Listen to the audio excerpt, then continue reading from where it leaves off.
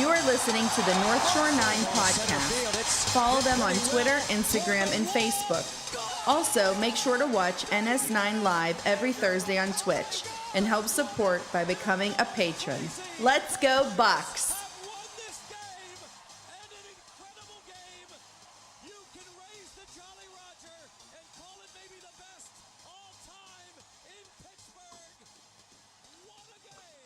What's up, dude?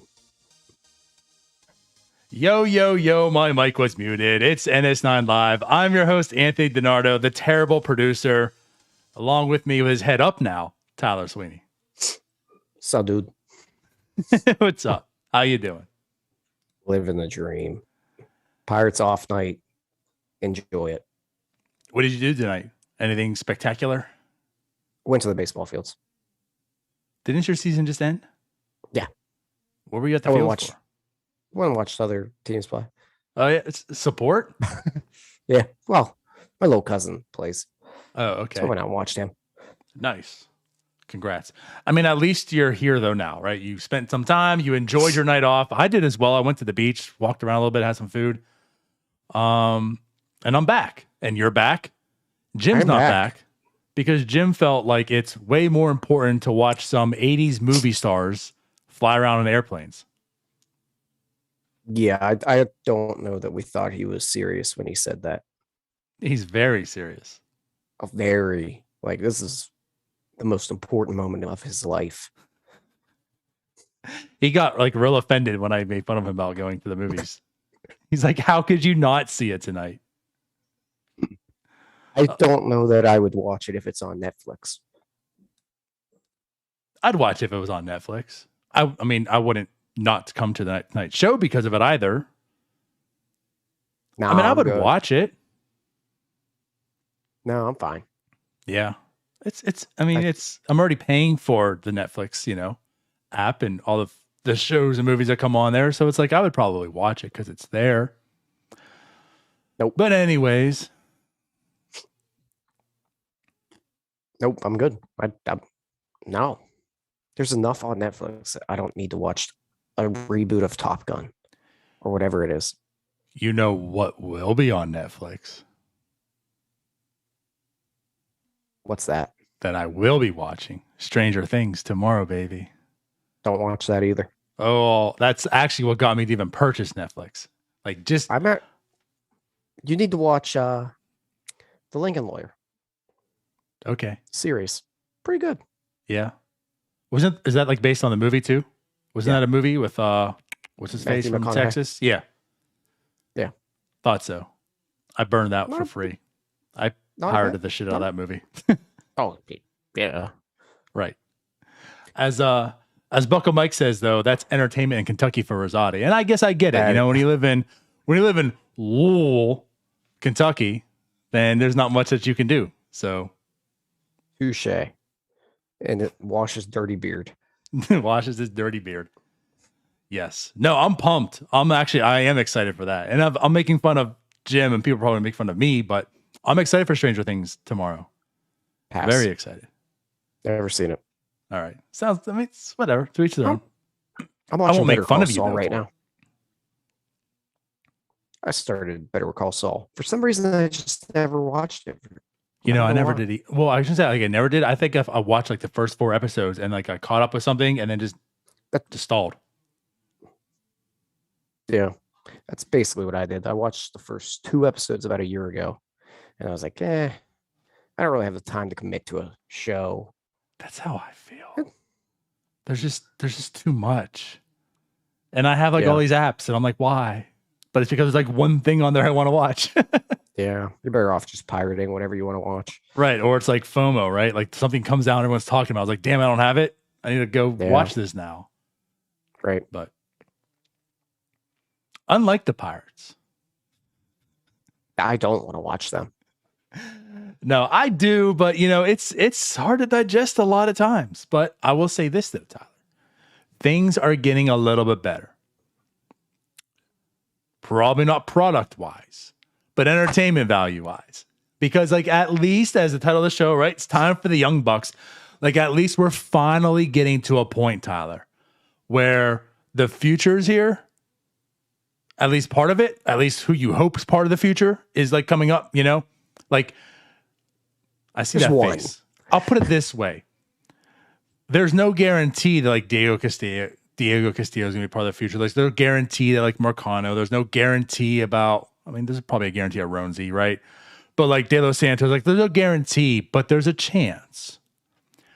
There's no effing chance Josh Van Meter's part of this team in 2024. At least I pray to God there isn't. You shouldn't be part of this team in June of 2022. Shouldn't have been part of it in April of 2022. No, but yeah, I mean, it's nice to not have to see the Quad A player, the Cole Tuckers of the world. That part too. Like there's no more Cole Tuckers, right? Yeah. So I'm not saying, and we're getting close to that point that we were talking about before the season where they might become a little bit watchable. yes, June. we're We almost. just got to survive. We got to survive April and May, and then they might become at least somewhat watchable for a few at bats. And every fifth day. Guys, you're right too. Because like as far as the pitching goes, I mean, obviously Quintana's doing a fine job right now holding it down. And after that, I mean, it ain't Keller, it's not Zach Thomas, it's clearly not Bryce Wilson. He's down in AAA now. JT Brubaker's still like second half JT Brubaker. Like there's stuff there, you know, he's interesting in that degree, but for the most part, he's not going to go out there and give you quality outings every time. Or at all. Yeah. Is he, I mean, obviously, as we keep talking, due to the nature of this team, he's a starter. But Yeah. can we just like really discuss, is he, first off, a reliever and not a starter? Secondly, do we really think like he can actually also be a really good reliever? My fear is that I do think he can be a good reliever. But what is he now? He's 28, 29. Mm. And they're burning that arm up. So by the time that they can actually get in position to use him as a reliever, what's going to be left in that tank? Right. Yeah, he's 28, turns 29 in November. So, like, I kind of hear that. I do. It just sucks, too, that he's this old. Like, he got such a late start because of injuries and everything. But I don't know. I guess, like, we just saw this last outing by him, and it was actually really, really good. Like, it's just those signs that he shows you. I'm not going to say, like, Mitch Keller-wise. I mean, Mitch Keller has those games, too, but then he's just awful. But, I mean, Brubaker does give you those moments, and, like, you just see stuff in him. Like, you don't see stuff in Mitch Keller. You see stuff in Brubaker. But, unfortunately, he just can't really do it. So, he's going to be in the rotation. But like you said, every fifth day, it's Roansy Day. And that really is about it this year. It's just going to be every fifth day. It might be that way for a while. Because there is not much coming for that rotation to help. There isn't.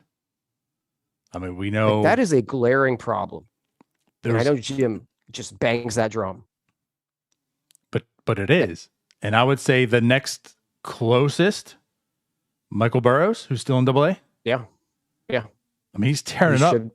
He should be in AAA here very shortly. I kind of look at him as like the Roansy path. Now, of course, Roansy was injured. Right. But like you said, like he should be in AAA this year. Maybe he gets that, hey, kid, you did a great job. Here's the start at the end of the season. And then they manipulate his service time next year, and we'll see him in May or June. So at least, but you're right. Like it's going to be a year from now, probably at minimum, until there's like two guys, unless they do something in the offseason. Which if we are manipulating service time for Michael Burrows, come on. You say, I'll put it this way. Like you do say that now, and like I kind of get it. But the way he's pitching and the way you're hearing other people and scouts like talk him up, I mean, he might creep into the top 100 midseason. And if he is a top 100 prospect, then you freaking call him up on opening day. But they don't do that. I am with you. You try to get that draft pick. I know. Oh my God, I hate this team. But the Pirates and Ben Cherington aren't with you in that sense. So they're going to try to go as cheap as possible. Now, pitchers are a little bit different, I will say. And we've discussed that as well. I mean, to lock up long-term a young hitter is a lot easier. And I think a better pill to swallow than locking up long-term a young pitcher, right? Just because of injuries and whatnot. So I'll at least give them that part for Michael Burrows. But still doesn't mean it's right. If he were to creep into a top 100, I don't give a shit. He's up on opening day. You're not going to sit there and tell me Zach Thompson gets a nod over him. And I there is an argument more for keeping him down as a pitcher, because really is that you get an extra year control and he misses like 2 starts. Yeah. It's not like a hitter. You're missing 2 weeks of games. Now a pitcher's just going to miss a couple starts. Mm-hmm. That's why I said with Roansy, like this made no sense, because with Roansy, you could just simply send him down in the All-Star break. Right. It's an easy 2 weeks you can gain back from service time and really not do anything. And then you can use that as the excuse of we're just limiting his innings. Or you could just act in good faith. Or you could do that. I don't. This is Major League Baseball we're talking about. Nobody does that. I know, except for the Reds, except for the Tigers, except for the Mariners, except for who else do we have here? I'm trying to think of what other top prospects am I missing? I mean, God, even the Orioles called up Adley. Yeah, and he probably would have been called up on opening day too had it not been the injury. Yeah. I mean, you can't state as a fact because he was injured, but probably would have. You can go back to even like the Padres have done it with Tatis and such, and it's before Super 2. Yep. The Reds, Hunter Green, Lodolo. Yep. It's everybody. Mostly everybody. It's everybody. But again, I digress. And that's what pisses me off the most about the whole Cruz situation. Because again, like if you want to argue today why he's not up and it's because of the way he's performing, you have an argument. It might not be the correct argument, but you have an argument.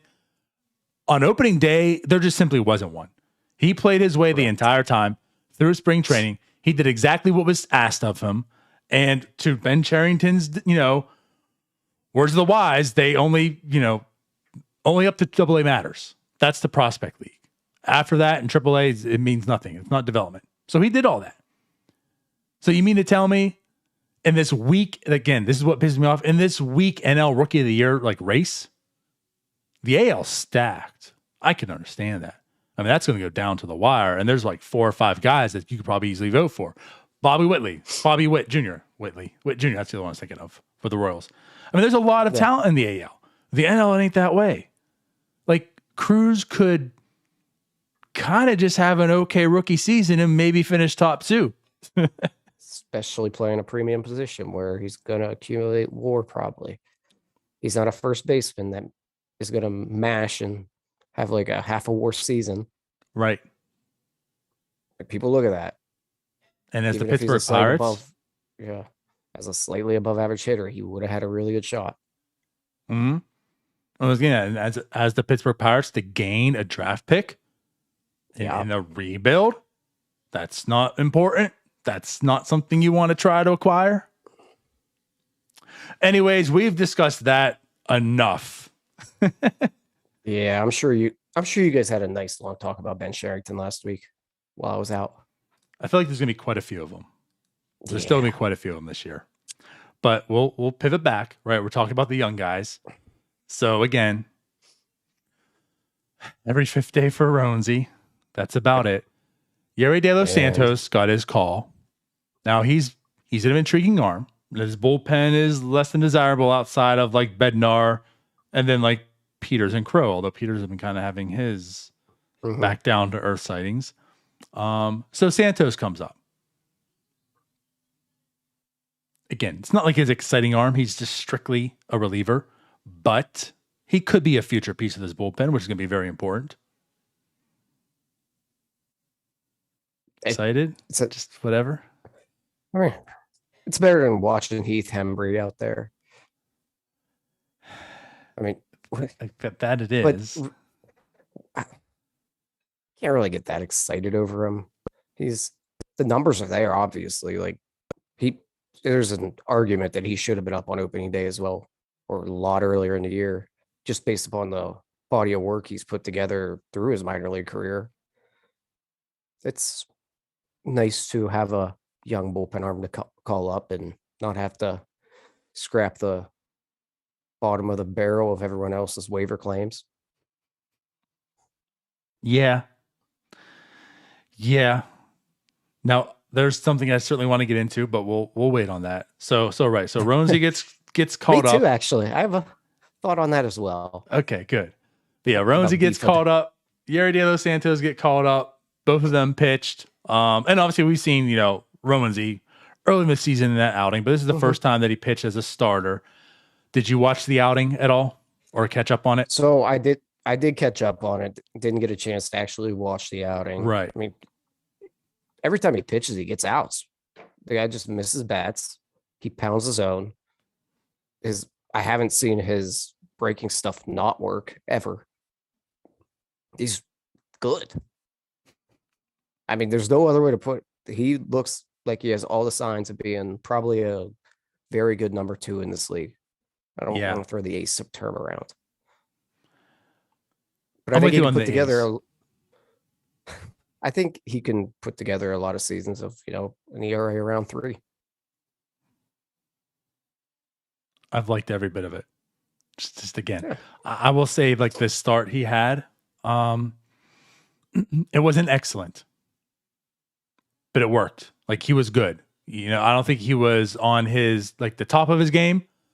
He got out some stuff, but he pitched his ass off. Like, he is a pitcher. His stuff is really nice. I just like, you just see it. And again, this isn't the throw-in in the Jameson Taillon trade that it was, which is crazy to think. Like, this guy was the throw-in. And right now, I feel like Pirates baseball's future is, like, dependent on Roansy Contreras.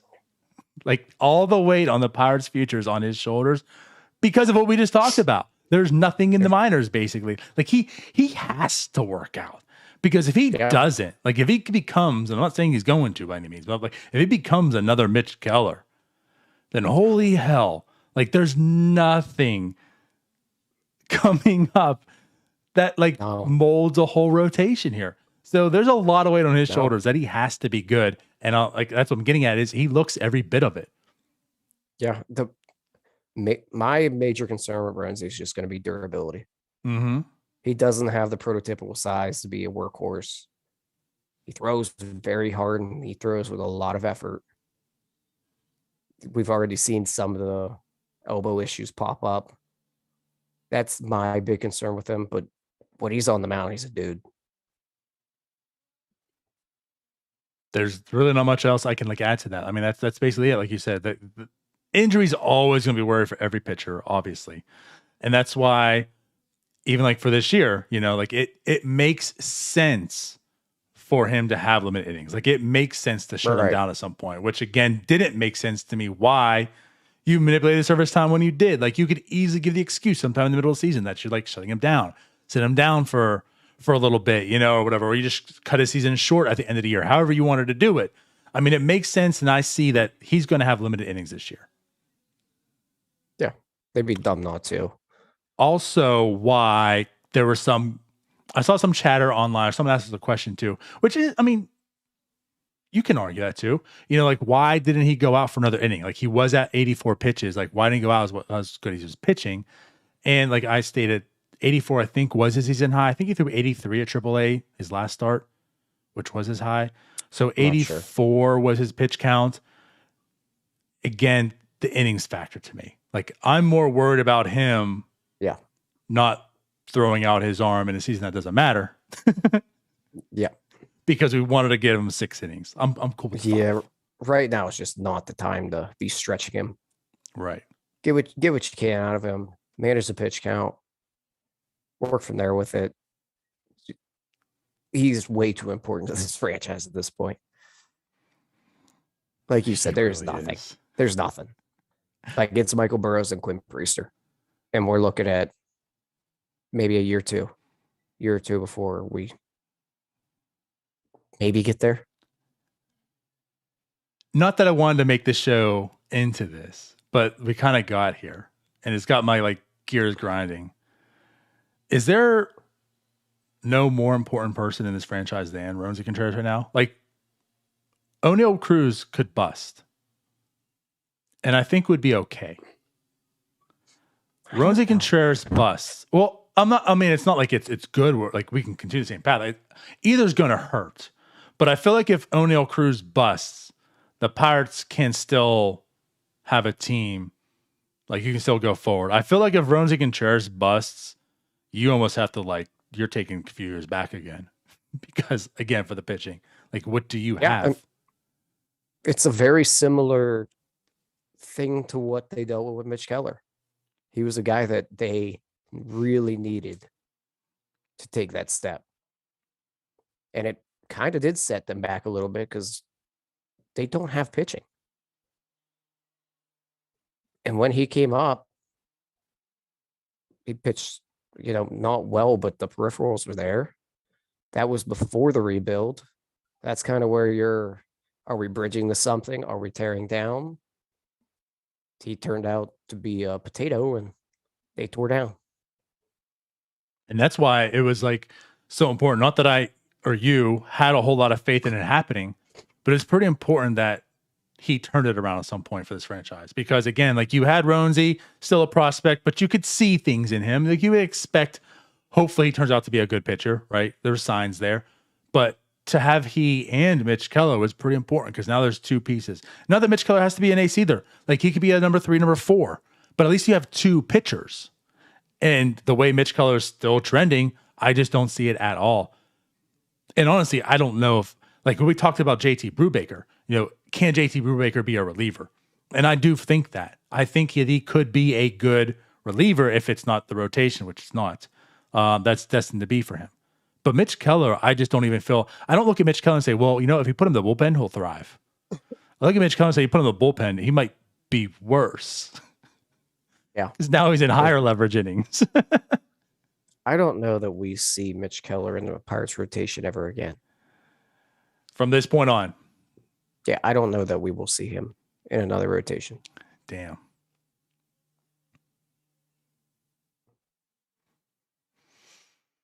I simply say no to that solely for the fact of there isn't anything for this rotation. I mean, someone's going to get injured along the line too.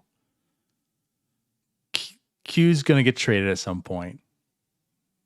Like he's going to have to go back just by default. A lot of it's going to depend how they use him in the bullpen too. If they don't keep him stretched out, it's going to be an issue. I just don't know that we will. We might see him after the deadline, move back to the rotation, but that will be the last time. He will not open next year in the rotation, I do not think. I mean, I don't think it's out of question to say this is a do or die year for him. I mean, I think it's kind of has been. Oh yeah, but especially the way he's going. I mean, like if he at least shown some improvement, he doesn't have to be good, but if he's shown some improvement, then it could be all right. We'll stick with you again next year because I think next year as well, we understand it's not going to be a competitive season. Yeah, I'm so tired of that. But if he's pitching the way he is right now, I think there's a clear case that he could just be non-tendered. Yeah. And then go light it up somewhere. So I hate to say this because I shit all over Clay Holmes. I was absolutely okay with that trade. Too. Oh my God. We had a whole podcast about it. So, right. I just calling it the best trade he made at the deadline. Right. So it's like, I want to bite my tongue a little bit and say, I don't see Mitch Keller being that type of player because I sure as hell, like of any player, I thought Clay Holmes would not be that player. And he might be the best of all of them. The way he's pitching, he looks better than Musgrove, Cole, whoever you want to put out there. So like, with that being said, I don't want to say it, But I also don't think like Mitch Keller leaving, going somewhere else is going to truly unlock it. Everybody that leaves has gotten better. I know. Literally I know. everybody. To me, though, it seems more of a Mitch Keller thing than anything else, where everyone else, it was more of a philosophy thing, right? Or what they were, how they were pitching, what they had them doing. We thought it was a Clay Holmes thing. I just thought Clay Holmes just sucked. And that's his thing. Like, but there's talent with Keller. Really, it's not great talent. Holmes too. But there's talent with Keller. It just seems like Keller gets in the way of Keller all the time. It wasn't like Garrett Cole got in the way of Garrett Cole, and that's why he didn't succeed. You know? It's going to happen. Just wait. Probably is. Which, again, is why Marines needs to go. Marine has to go. Has to go. Like, for God's sake, Tyler Anderson left and was lights out. I'm not going to say lights out. And Tyler Anderson also came and was good. Not as good as he was when he left. Sure, but he also was better when he came than before, somewhat to a degree. Like, there's some small wins. Oscar is good then. What's that? Oscar Marine is good then. No, he's not. He's not. But I was going to say, like, there's some small wins, and one of the small wins is Tyler Anderson. I'll give him. I was wrong about Tyler. I was still thinking about this year, how good he's pitched. Doing great with the Dodgers. That's what I was thinking about. He also, I forget what, he also has. I just saw his name today or something. Maybe his pitch, maybe it's one of his, some pitch he has is like just brutal right now this season. No one hits it. But anyways, regardless, maybe it's his changeup. I don't know. I don't know. He's just all of a sudden striking out 8.5 per 9. Yeah. Not walking anybody. Whatever. This sounds stupid. About right. Okay. Anyways, what were we talking about? This year 3 of this rebuild just has us like, it's just strangling us because we always go towards this direction. And I hate that we do, but we do. So yes, let's get back to the young Bucks. So Ronesy, right? The weight on his shoulder, I think is super, super important. Obviously, as mentioned, De Los Santos came up. Not that he's like a big piece of the future, right? But he is part of it. We already have Sawinski up here right now, currently. So let me just ask you your thoughts, because I don't think like we've talked about Sawinski too much. I feel like we've talked more about him on Starbucks shows. And if you've listened, which you probably haven't, I know you're a busy guy though, Tyler. But like some people have to work. My biggest thing with Sawinski is the numbers look terrible, right? Awesome. And I don't think he's going to be like an everyday player. But what I'll say is he's looked the part. Like he never looks overmatched at the plate. For a guy who also never played AAA. Oh my God, imagine that. Never played AAA, but got the promotion because apparently he can. He's looked comfortable, and he's a really good outfielder defensively. So like, I've been okay keeping him here because for one, there's not many options, but I think like development wise too, like he doesn't look overpowered. And actually he's kind of come alive a little bit lately. And he's got some much needed pop in his bat. Kind of, yeah. 5 home runs in 24 games. Yeah. I just say that because also, to be fair, one came off of Yadier Molina. So fair. but by again, no means is 4 terrible either. Like it is there. Yeah, I mean, numbers are god awful. Like you said, he's not striking out at a ridiculous clip. He's getting on base a little bit, walking a little bit. He's just kind of not that good. I'm not really intrigued by him that much, but I'm fine with him being here and seeing if there's a little bit more that we haven't seen yet. Yeah. Rather that than, I don't even know who else they've trotted out there lately. Well, the next guy we'll talk about. Yeah, but other than him, It's fine. I would like to see Smith and Jigba up, to be honest, but I'm fine with Sawinski, I suppose. I'm just more of a Smith and Jigba guy.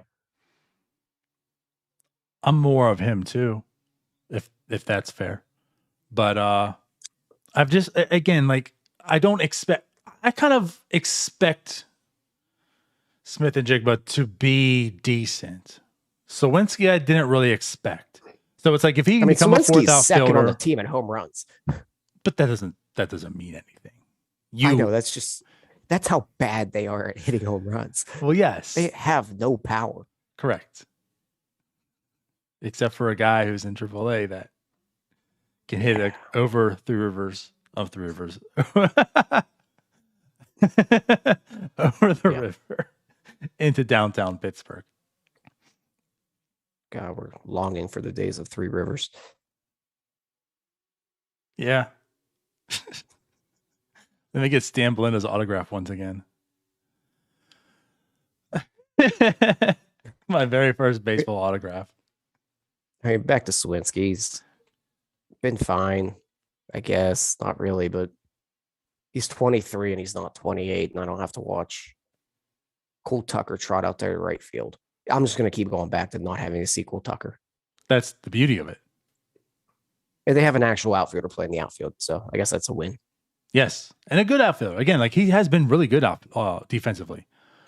So, I mean, basically the best outfield defender that is on the team right now because Marisnick is injured. Well, it depends on what day you look at Fangraphs and what Ben Gamel's done.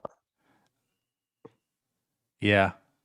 I mean, the stats, the analytics say it's not too good. If you watch on TV, it looks amazing because all the diving catches. But when you are talking about that day that Fangraphs had Ben Gamble at, like, when it was broke, when Aaron Judge had like 100 WAR. Yeah, that's right. Oh, that was a fun morning.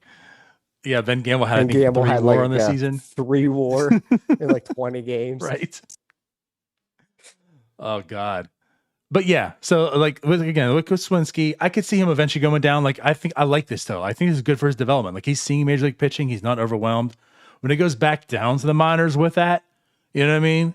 Works on some things. I like this. I look at Sawinski like there is a future with him. It's gonna be limited, but I could see him on a future Pirates team.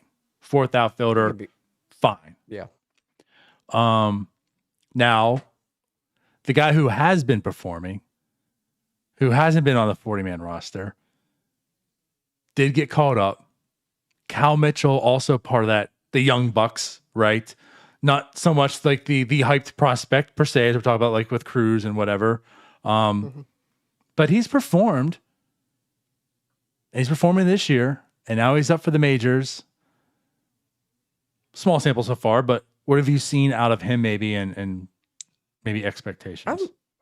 I'm actually a little bit intrigued by him. Like AAA numbers were improved this year. He's another guy that has a little pop in the bat. Probably more of a fourth outfielder in the future, but something's a little bit different this year with him, I think. He, like you said, he shows he's belonged up here. I mean, I think there's a little bit there with him that he could find his way into a starting Pirates outfield or in that fourth outfielder role. At some point, one of these guys is going to have to be good enough to start. Yeah. I mean, right. And that I look at him as like a fourth outfielder too, but maybe a little more, again, like intriguing than Sawinski. But he kind of falls into, I think, a lot of prospects. Like 2020 just screwed up a lot of people. It either screwed them up or it boosted them up to the moon, like it did with Quinn Priester. With Priester, right? So I feel like Cal Mitchell was one of those that was hurt by it, you know, because he was in high A in 2019, didn't have the 2020 season. 2021, he came back last year, right? Went to Double A, had a fine season, but nothing great. So I think like the last season and last year, just having like a okay year, just kind of was lost, you know, whatever. And then this year comes the AAA, And in AAA, he had a 128 weighted run created plus, right? Batting 306, 362, slugging 500. 5 homers, 6 stolen bases in 34 games. Cut the strikeouts a decent bit. Yes. Kept the walk rate pretty stable. I mean, everything looks there to like he can be a competent major leaguer, which I guess is good when you have a team full of incompetent major leaguers. But I like it. I think there's some intrigue there with Cal Mitchell. Right. And there was the intrigue way back, like when he first came over. Yeah. Like when he first, got signed by the Pirates and such. Like when he was younger, there was intrigue and it just kind of stopped. It just kind of went away, it was lost in that last year or whatever. And I feel like he's kind of gaining that back a little bit. So this year, he's looking good. Granted, he's 23 years old. It's like he's young per se. But he's 23, making his major league debut right now. And so also seeing him in the majors, this limited at-bats. Again, like with Swinsky, like he looks comfortable. He just, what is it? Right? 9 plate appearances. Again, it's nothing, but he looks comfortable and he's performed. So yeah, better than watching Cole Tucker out there. And that's where we're getting at. Like, so again, this is a guy who could be penciled in for the future. Is he going to be an everyday player? Maybe not. There could be, but regardless, you can see him being a future Pirate. Cole Tucker, no. Hoy Park, probably not. Josh Van Meter, no. So again, we're getting to the part where it's at least somewhat entertaining. It's guys that you would let's find out. Let's watch them. Let's see what they have because there's a reason to watch this person opposed to the guy who's you're never going to see again. And these are guys that you really want to see get consistent at bats. Like there's no reason they should ever really be on the bench other than a day off right now. Because you really need to see if they can get into a rhythm and what you have with them. Like you give them, 3 starts a week, 4 starts a week. You're not really getting anything out of that. These guys need to be in the lineup every day. Kind of like our Diego Castillo arguments early in the season, right? Yep. You got to find out. Like when you're in and out, you're never going to find a rhythm. These guys have started their whole lives basically. This is Major League Baseball. We don't need to watch Josh Van Meter for the 4th time this week.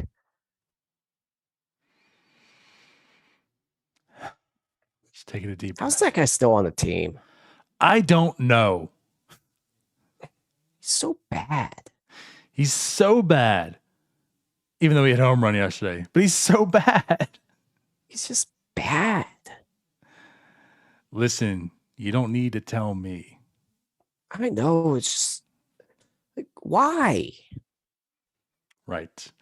But going into the chat here a little bit. So Bucko Mike says Mitchell equals Mike Brantley clone. I'd be happy with that. I'd be ecstatic with that. I'd be blown away if that was to be. But I mean, I guess Mike Brantley was with a non-prospect. That's kind of again Mike Brantley was pretty much just swept on the rug. Wasn't anything. He was a throw-in the CC trade. Yeah. And as he came up, kind of like Cal Mitchell, it doesn't think he got a ton of respect as a prospect coming up, even though he performed. Not at all. And he just kind of like Brian Reynolds. Yes, although Bucko Mike doesn't like Brian Reynolds. Prego Reynolds, as he says. So he won't use that comp, but that's also a good comp too. Brian Reynolds is the same way, very much like Michael Brantley.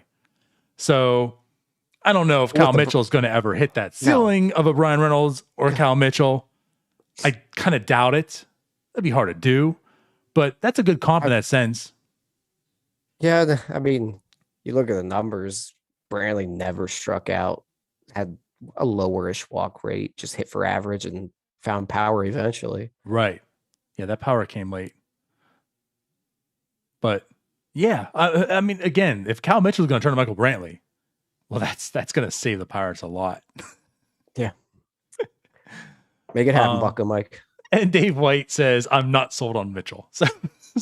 So 2 contracts. We have Michael Brantley and a guy who's not sold. So we're off to a great start here. Hey, don't think that we're sold on him either. No. There's just some intrigue. Yep. I want to see more. It's a wait and see approach, but that's exactly what it is. You want to get him into the lineup. You want to see him play because you need to find out if he's going to be Michael Brantley or not it. So you can make those decisions. Yep. You don't need to put Josh Van Meter in there to take away bats from Diego Castillo, right? And again, so Diego Castillo had a great spring, and he was afforded the opportunity to go north because of it, and you want to see it. So what I'm getting at here is I think we're kind of finding out what Diego Castillo maybe is. I mean, they're still going to give him more opportunities and plate appearances, right? But he's probably not that guy who can hit 7 home runs in the spring training. Yeah. Which we never thought. But this is why you play those. Because there's no point of having Josh Van Meter there because he's not going to be part of this future. When you have guys who are that you need to evaluate and find out. And Diego Castillo still doesn't get enough plate appearances. Right. Especially in the infield. Or starts in the infield. And then Dave also says, I'm just glad that Polanco and Alford are gone. I mean, I have a soft spot. Polanco's breaking in Japan. I have a soft spot for Polanco. And yes, he's, as Bucko Mike DMs me every once in a while about Polanco stats. But Alford also, I'm not sure if you saw this, but Alford's in Korea now. KBO, he got signed last night. Oh, good for him. So I'm just glad that's far from Pittsburgh. Yes. I also am done with Anthony Alford. I do not need to see Anthony Alford ever take another plate appearance. Here in the States. No, I'm good. I don't even want to watch KBO highlights. I'm good. I've seen enough. But what if there's no baseball again for some reason next year and the KBO is on at 2 a.m.? No? We're good. All right. Nope. I can fast forward through that. Sounds good. That at bat. All right. So we talked to some of the young Bucks that came up, right? So the part I want to transition back to, which I said we'll get later on, is in seeing these young Bucks come up, there's been some roster decisions that need to be made, which means some guys that are on the 40 had to get DFA'd to make room. I am lost on some of these. I don't know why they're happening. When you have guys, as you mentioned, like Hembry on the team, Josh Van Meter, like guys that are just awful and bad, Aaron Fletcher. Right, he was a human. Why are they surviving DFAs? Meanwhile, the latest one, Cam Aldred, just DFA him, gone. I mean, he was one that I wanted to see more of. Right. Like I would have kept him because as we talked about the slight chance of some players, like, is he going to be good? Probably not. But I want to find out. He just throws with his left hand and throws 88, but still, there's just something there with him that I wanted to see a little more than one inning. Right. Salser, gone.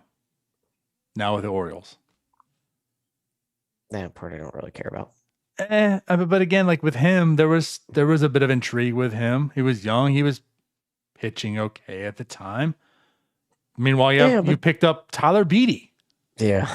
You know what I mean? And you decided to keep him, who's shown you time and time again that he's a failure. A 29-year-old failure. Right. Like how many times does he have to prove to you that he is I mean, I feel awful, but he's a failure. He's not good. He is a failure. And you picked him up and you made the decision of this known commodity that is bad, we're deciding to keep, opposed to this little bit of an unknown commodity who could be part of the future still. I don't understand that decision making. He throws 96, I guess. And Aldred throws 88. Yeah. Aldred gets people out. Beatty doesn't.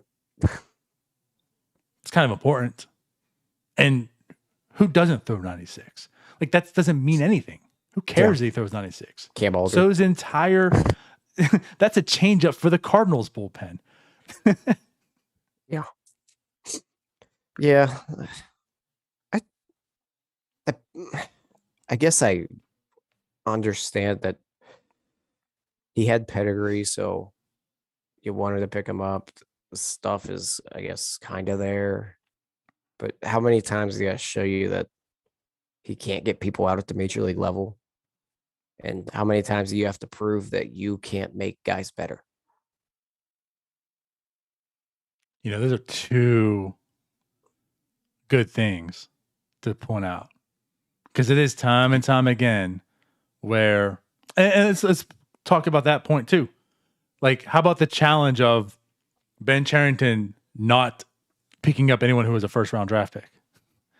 Like, that was Beatty. Like, yep, he was a first rounder 25 years ago. Let's go ahead and pick him up. I think the one day I was looking at pipelines at work, MLB pipeline at work, and looking at like the top 100 from, I think, like 2017 or so. Yeah. And you go down the list and it shows their current team. It was just like Pirates, Pirates, Pirates, Pirates, Pirates, Pirates, Pirates, Pirates, Pirates.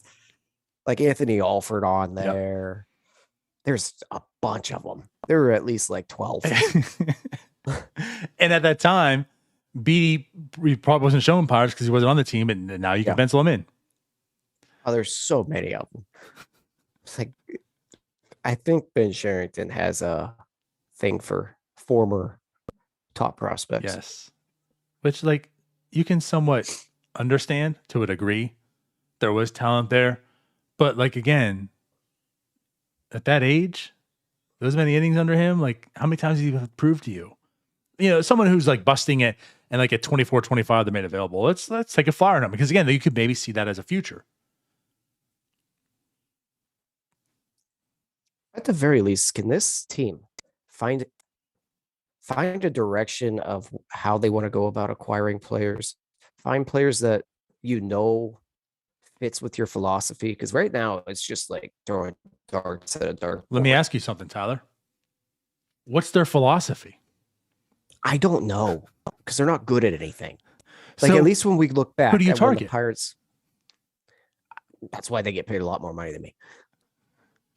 But isn't that the problem? Like, I think, what is your pitching philosophy here? What are you actually good at improving these pitchers at? We know the one time in our lives that the Pirates were good. They targeted a very specific type of pitcher, and they improved them. What is this group doing? Are we just going after all the former top 100 prospects and hoping that they catch lightning in a bottle? On their own. Yeah. Like, the actual definition of change of scenery, like, that's what they believe in. Well, if they just see PNC Park, they'll pitch differently. Like, I would just like to know, what is the organizational philosophy when it comes to pitching? What are we trying to do here? I mean, technically speaking, right, as Oscar Marine came in and said it's based on that pitcher, right? Bringing out the best of what that pitcher does. It's all individual efforts. But what's anyone doing good? Nothing. Like, you're not bringing anything out of anybody. No. So I think the philosophy really just is based on, like, again, like, whatever they do, but it's not like they're bringing that out. So I don't know. Right. It's completely right for it to be individualized, but when they're targeting guys, what are they targeting them for? Are they just literally going after former top prospects? Is there anything they see in these guys that they think we can work with that? Are you talking like a profile? There does not seem to be a rhyme or reason for any of these waiver acquisitions, other than the fact that they were once highly regarded. Yeah, that's a good point. Because, like you said, like the past regime, there was a profile. There was things that they saw, especially the relievers. I was like, if you can throw 100 miles an hour, you're a Pirate. Like, we don't care if you walk people. You can throw hard, you'll be in the bullpen. We'll figure it out from there. Caminero, perfect example, right? I mean, that was like Huntington, opposed to like actually acquiring really good relievers. He pieced it else with just guys that just threw hard. Like, their philosophy was, if you make mistakes, it's better to make a mistake at 100 miles an hour than at 94. But with this, you're right. I don't know. It's just they're just targeting people with a pulse that used to be a top prospect. But they also can't be good, because those they don't No. target. They don't want them. They DFA them. And it's not even people that's the other profile that the Pirates used to go after. They were once good. They fell off. They acquired them to try to get them back to what they were. Now, these are just guys that were always bad. You could argue Q is one of those. Outside of that, Tyler Anderson never like really was. You know, he pitched in a terrible park, and you could say like he pitched better than what his numbers show, but it wasn't like he was good at one point and fell off. Tyler Anderson kind of just continued to be Tyler Anderson when he was here. He wasn't much different. But right, like think about the pitchers they brought in. It's not as if they've really gone and targeted guys who were really good. To be fair, they haven't brought anyone in. Well, you can't even say they haven't brought anyone in. They've just chosen to bring in terrible pitchers. Like you could argue that Liriano wasn't anybody when they brought him in. Was once good though. But that's what I'm getting at. If you took the name away, right? If you just saw a number on the back of a jersey and the stats, you would say that's a nobody. But because he was Liriano, he was once good. And you're saying that's the difference. Like right now, they're just bringing in guys that are bad, have always been bad. Or at least back then, they were once good and they found something to unlock it and they did it. Well, they were once top prospects. Right. And they were never good. That's why they were after once they were drafted in the first round. And then they failed. Right. Immediately. I don't know. I'm getting depressed again.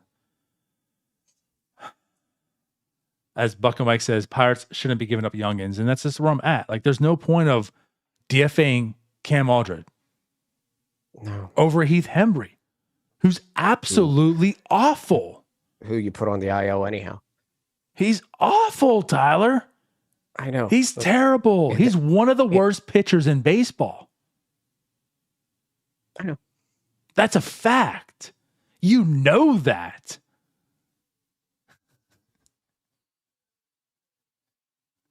It is what it is. Like, I don't know. I don't know why they do what they do. They're just stupid. Chase DeYoung is like, his ERA states he's at a 2. Like, it tells you he's pitching well. He's pitching awful. He's been so lucky. Now, mind you, like, that 2 ERA is appreciated, but it's not the pitcher he is. And you're not going to keep him because he's been ultra lucky, because that luck's going to run out. And I'm sorry, but I don't understand why I had to go on Twitter this week and like arguing that to like multiple people who were like arguing against me of no, keep DeYoung and keep Hembry. Why? They're bad. And I don't care, like the luck's part of the game. Yeah, luck is part of the game. But being a good GM is seeing past the luck.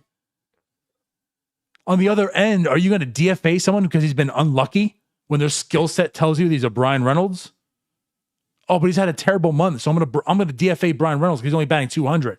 He has bad luck, and it's part of the game. I mean, it goes both ways. So do you get rid of Brian Reynolds because he has bad luck, and that means something? I mean, why is there a Fletcher on the 40-man roster? It's another one. So then you like, give me any of those players. Fletcher, Hembry, Chase DeYoung, like any of those. Or go to the freaking Josh Van Meters and Cole Tucker. Like, he's still on the 40-man roster. He should No, be. I know he is. I'm saying, like, or go to Josh Van Meter or even Cole Tucker. Like, he's still on the 40-man. Those are 5 guys right there you can easily DFA on this team and get rid of, and no one's going to care. And we didn't even get to Hoyt Park.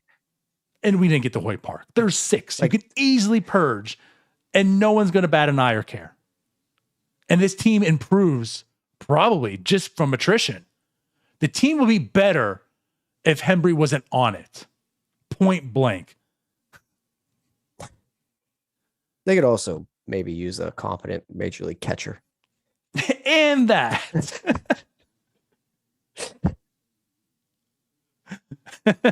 Like, Michael Perez hardly belongs in AAA. I don't know who the hell the other guy is. I remember picking him up.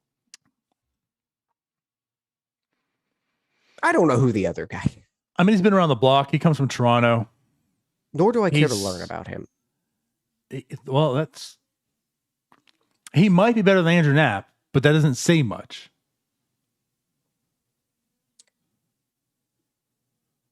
Why? I guess my question that I've been thinking about catcher-wise, why couldn't you just go get Reese McGuire? A guy like that. That's actually a good defensive catcher that was on the block before the year. Why do we have to keep going through retreads? I don't know. Like, Reese McGuire is still relatively young. Why? I don't know. That's just one example of, like, why do we have to continue to go through these scrubs that have been around the block? And that's what I don't get.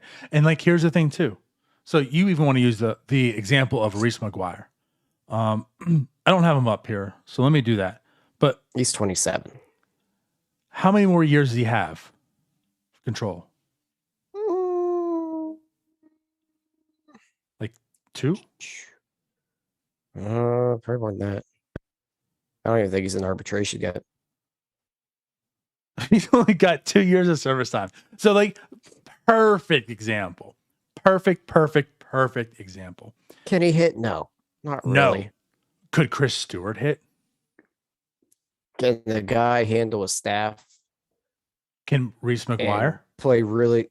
Yeah, that's what I mean. And play really good defense while also jerking off in a parking lot. I mean, sure, that happened, but whatever. Just a guy like that. Isn't like, Reese McGuire, like, you could pencil him in right now? He is a competent backup catcher. The same way that Chris Stewart was. I mean, Chris Stewart was an important piece. As a backup catcher, you couldn't really ask for much more. Was he a good bat? No. He lucked his way into some solid seasons. Sure. And his like 100 plate appearances, right? Like 2 at-bats make a huge difference.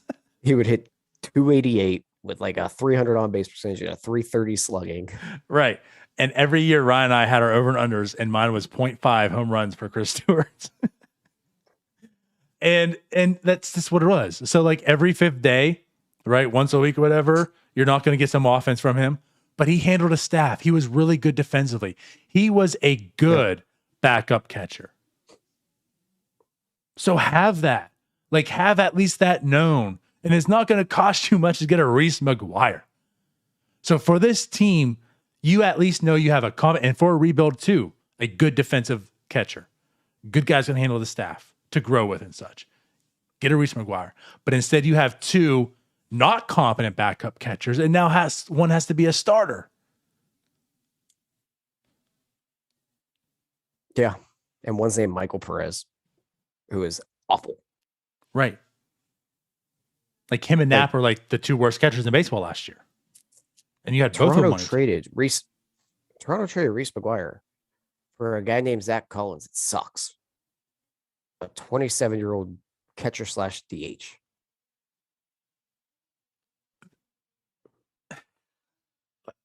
That says it all. Who? Okay, like this is gonna bother my mind. Bucko Mike says Carter Benz in AAA. Sure. Who? Yeah, I don't need to see more bad catching. Who did the Pirates first DFA? Oh, Luis Oviedo, who's like finding success in Cleveland's minor system. Yeah, that's the biggest one. You inexplicably had him up last year to get beat around and hit him for an entire year and killed your bullpen. Just, we're done here. Yeah. That was the first one that I didn't understand. So, like, think about this. If you DFA'd him, if he was like the first jump at being DFA'd, he's got some talent. And it all it took was Zach Collins. You mean to tell me, like, you could have made that move for like a Reese McGuire? Yeah. You weren't going to use him anyway. Apparently not.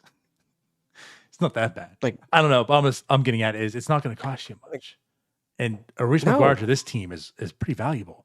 Yeah, I'm just using Maurice McGuire as I'm sure there are other examples out there, but Sure. he's the first one that comes to my mind because he's young, controllable, and can actually handle a pitching staff and is good defensively. Michael Perez sucks at everything. Correct. He's just really good getting in Pittsburgh in like 4 hours. That's what he's really good at. That is his talent. And now this is the guy and sleeping in the same clothes. That's what he's really good at. He is awful. He is. He is. And that's just what sucks because there was no insurance policy basically on Roberto Perez, who has never lasted a full season, and caught that many innings and such. And here you are. And now the rest of the whole year, 100 plus games, you're dealing with two guys that weren't even backup catchers for the whole year to begin the year, I should say. And your original backup catcher you already DFA'd. Yes. All right. So yes. So again, like what just really grinds my gears in this sense is the fact of like I'm appreciative. I'm appreciative of the moves the Pirates have made so far. I'm not saying that we're great because there's been other moves as well.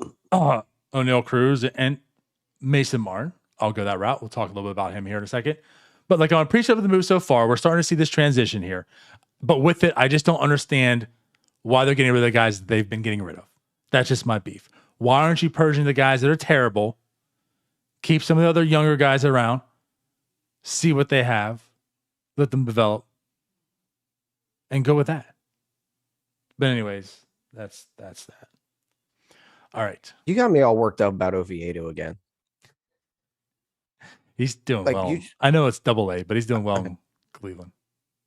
I know, but for God's sake, you just kept him on the roster for a year and blew out Dwayne Underwood's arm because you could never pitch him.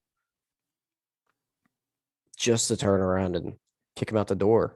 Yep. For what? To keep Heath Hembry and Aaron Fletcher? Yep. All right. Buckamek says, I just saw Carter Benz caught stealing numbers. Never mind. Oh, yeah, he's terrible. Okay, so I guess we'll transition. We're not going to spend too much time on O'Neal Cruz because we do every week, and we all know where we stand. There's not much that changes our mind right now. But let's talk a little bit. This is how I think we can wrap this up. So I think it's probably safe to say that the next two call-ups, well, technically I think we're going to see Marcano get called up again. That's kind of the word, it seems like. So whatevs. Marcano's going to be up. Woohoo. All right. We said that piece on that. Single season. I think we will find soon enough the next crop of guys being O'Neal Cruz and Mason Martin. Is that fair? I think we see Mason Martin before O'Neal Cruz. That's fair. Mainly because they're just in dire strait at first base right now. So Vogelbach's on the IL. Yoshi's on the IL. We don't need to see Ben Gamble getting reps there. Chavis has been a nice surprise this year, but he's not going to keep this up. Also, he can't hit righties. So I think Mason Martin's the next move. And you would think it would be soon. And I'm 100% absolutely good with it. Yeah, I think he sucks, but it is what it is. There's nothing else you can do. This is once again, I need to be proven wrong. I need to make sure he sucks. Because we know Yoshi sucks. That's where I'm at. I know it was brought up on the one NS9 Spaces I was on. We talked, I swear that one lasted like 2 hours. But we talked a lot about Yoshi and such. And at that point in time, it was like the end of April. And I said, I'm still, listen, he's looked awful. I get it, but I'm going to give him more opportunities. I mean, the same sense that Brian Reynolds looked awful too, but you're not worried about Brian Reynolds at this point in time. They're going to give him more time. So Yoshi, I said, you spent $4 million on him. You saw the intrigue there. I'm not going to cut ties with him after 3 weeks. Give him some more time. Well, guess what, Tyler? It's been some more time. It's now today, May 26th. I have seen enough. Yeah, we're good here. Yeah.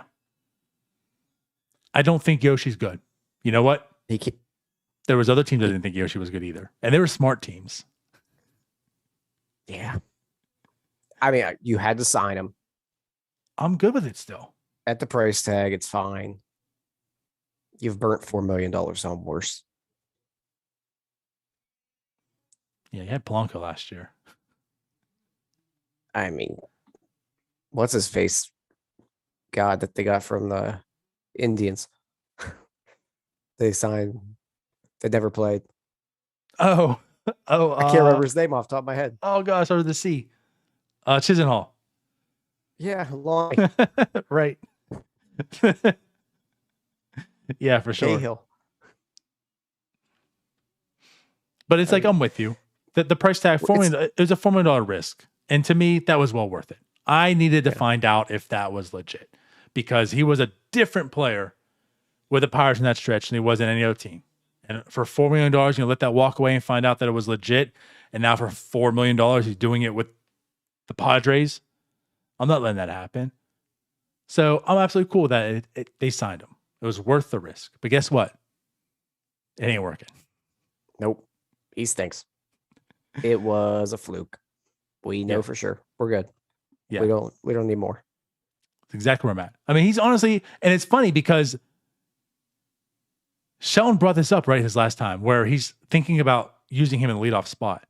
And it's like, that's what he's turned into. I mean, it's not that he's a good leadoff hitter, but his whole profile, like that's what he's more of a leadoff hitter than he is a cleanup hitter. Mind you, again, his other home run came off of Yadi Molina. So I'm not going to count that as 2 for him. He has 1 home run. We're also completely leaving out the point that he sucks defensively. But we knew that. I know, but like there's not even a saving grace there. Right. He's terrible. Like we're in May and it's almost June and he's already over half a negative WAR. He's not good. That's His my analysis. sunk cost. But that's it, right? It's the $4 million is gone. It's already been used. Playing him anymore isn't going to get it back. So what's more important to me now isn't can Yoshi be a below average player? To me, the play is, you know what? It's now about to be June. Mason Martin has done everything he's needed to do up to AAA, which again, AAA is apparently not a developmental league for him, which you and I both 100% agreed that Mason Martin didn't belong in MLB at that point in time. Like he still has some development to him. AAA was going to be good for Mason Martin. Oh yeah. So he's in AAA. I'm not saying that his issue is gone, but I will say that it's gotten slightly better. The strikeout rate isn't just like totally, you would expect it to jump even higher going to AAA, right? Is that safe to say? Normally, yes, but I don't know that it could jump much higher than it was. That's fair. But you would think it would, and it hasn't. So again, I'm not saying that like he's fixed his problem. It still exists. But he is walking. He's again, the strikeout numbers, it's still, I don't know how to word it. Let's just, I'm uneasy. if he stabilizes that K rate at 30% in the MLB, he might have a chance. I'm with it. If the K rate doesn't go up anymore, because he is at his ceiling of how high that thing can be. And if the walk rate stays. Because again, if he's down to like a 4% walk rate, 5% walk rate, striking out 30% of the time, even with the home runs, it's kind of hard to swallow. So, but again, the thing is, he's doing what he needs to do right now, and he's doing it really well in AAA. So I'm at the point where, yes, Yoshi stinks, but also in the same sense of Mason Martin himself. Let's get him here now. I need to find out what Mason Martin is. I don't need to find out if Yoshi can be an average player. I need to now look forward to the future. Yoshi ain't it. Let's moving on. Is Mason Martin that guy? Find out June, July, August, September. And even if Yoshi figures it out, he's not here next year anyhow. This year's lost. It's time. That's it. You're 18 and 25. You're not good. Yoshi can go out there and hit homers every day, but it doesn't matter at this point. I'm just saying, in a fantasy world where he just turns it around, and maybe he turns into a trade chip for Land? what? There's just no reason to trot him back out there at all. No, I'm with you. That experiment is over. So now it's on to the next experiment, the Mason Martin experiment. And it's okay. I don't believe that his talents are going to translate to MLB. I know you don't either. And I will speak for Jim, right? Like, I think all of us kind of feel like it's not that he can't be a major leaguer, but I don't think he can really be like a starting everyday major leaguer. But I am perfectly okay to him prove me wrong. So let's find out. I have been wrong before. I would love to be wrong in this case. Yes. Because that would be a good thing. Like, I have a brain, and it tells me he's not going to be a productive major league player. Yeah. But it's okay. So let's find out now. Better now. Yeah, we got to. Than later. So let's do it. And he's not 21 either. Like, let's go. You know what? Jim Stam. Shout out to him. He tweeted something today, and holy hell. So there was a picture of him. I forget what it was, but there's a picture of him, right? And Jim said he's getting off some huge Kenny Pickett vibes. And like, when I saw that, I was like, oh my God, he almost looks identical. I wish I could find the picture now. I don't know. But anyways, I just want to say that. I don't know. Maybe it was just a picture. Like, I want to see more of him. But it was like, he looked just like Kenny Pickett.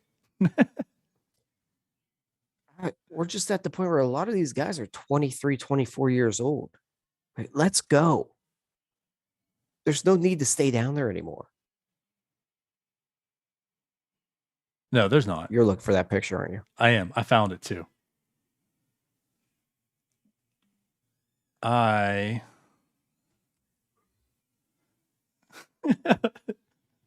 See if I can bring this up here. Oh well, it's fine.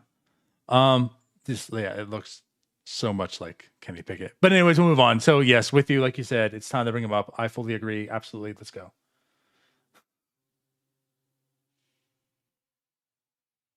And also, when he fails, I can say, I told you so. And if not, I can say, damn it, we got a good first baseman. Yeah, either way, I win. It's been decades in the making. Either way, I win. I don't care. That's right. I get to tell people I told you so, or Pirates have a good first baseman. All right. Well, anything else we want to talk about tonight? We don't need to bang the O'Neal Cruz drum again. We'll do that next week, I'm sure. Yep. Because he's heating up. Yep. And if he stays doing what he's doing, he's going to have to be up. Hopefully there's not too many shows we have where he's not. That's a good thing. Yeah. Hopefully we only have a few more. Hopefully less, but I'll take a few. I'm assuming 2 more. All right. Yeah. Like I feel like, I already have like things I want to talk about, like advanced shows. We can't get them all tonight, but there's so much I want to talk about with his rebuild, with Charrington, with Jose Quintana and those dummies that want to extend him. I didn't say extend him. I just said it's an option. Mm-hmm. That's another argument for later. I would like to have good pitchers on the team. So would I. That's why I don't want to extend Jose Quintana. Someone's got to throw some innings on this team. So then do better. Anyways, so we'll get out of here. I guess that's a teaser for future shows coming. But yeah, we'll get out of here. We'll see you guys later. Bye-bye. Peace out, Girl Scouts.